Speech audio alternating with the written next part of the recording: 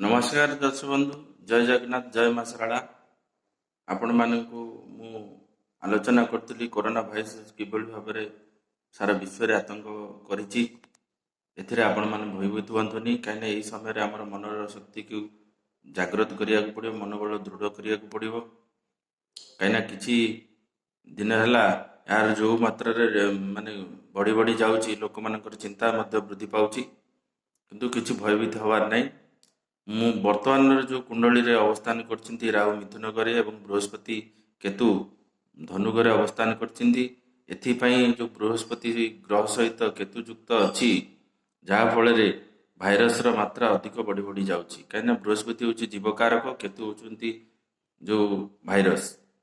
ତେଣୁ ଏ ଦୁଇ ଜଣଙ୍କ ମିଳନରୁ ଏସବୁ ଜିନିଷ ସଂଘଟିତ ହେଉଛି। ତେଣୁ ଏ ଦୁଇଟା ଜିନିଷ ବ୍ରୋକେନ୍ ହେଇଯିବ ବା ଭାଙ୍ଗିଯିବ ଆସନ୍ତା 29 ମାର୍ଚ୍ଚ 2020ରେ। କାହିଁକିନା ବୃହସ୍ପତି ମକର ରାଶିକି ଗମନ କରିବେ ଏବଂ ସେଠି ମଙ୍ଗଳ ଶନି ଅବସ୍ଥାନ ଅଛନ୍ତି। ଯେତେବେଳେ ମଙ୍ଗଳ ବୃହସ୍ପତି ଶନି ଏକତ୍ର ହେଇଯିବେ, କିଛି ନୂତନ ମେଡ଼ିସିନର ସମ୍ଭାବନା ହେବ। କାହିଁକିନା ମଙ୍ଗଳ ସେଠାରେ ବସିଛନ୍ତି, ମେଡ଼ିସିନର କାରକ ଏବଂ ବୃହସ୍ପତି ଜୀବ କାରକ।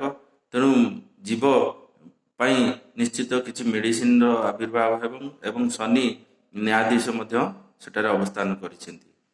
ତେଣୁ 29/3/2020 ଠାରୁ ଏ ଭାଇରସର ପ୍ରଭାବ କମି କମି କମିଯିବ ଏବଂ ଏ ଯେଉଁ ଚନ୍ଦ୍ର ବଢ଼ି ବଢ଼ି ଯାଉଛି, ଏହାର ଯେତିକି ମାତ୍ରା ବଢ଼ୁଥିବ, ପୂର୍ଣ୍ଣିମା ଠାରୁ ତାହା ମଧ୍ୟ ଚନ୍ଦ୍ରକ୍ଷୟ ଅବସ୍ଥାନ କରିବ, ଯାହାଫଳରେ ଭାଇରସର ଶକ୍ତି କ୍ଷୀଣ ହୋଇଯିବ।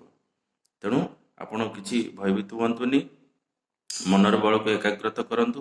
ମୁଁ ତ କହିଛି ଉପାୟ କ'ଣ କ'ଣ କରିବାକୁ ପଡ଼ିବ, ଆପଣ ସେ ଉପାୟ ଗୁଡ଼ିକ କରନ୍ତୁ। ନିଶ୍ଚିତ ଭାବରେ ଆପଣ ମଙ୍ଗଳମୟ ହେବ। ରହୁଛି, ଜୟ ଜଗନ୍ନାଥ।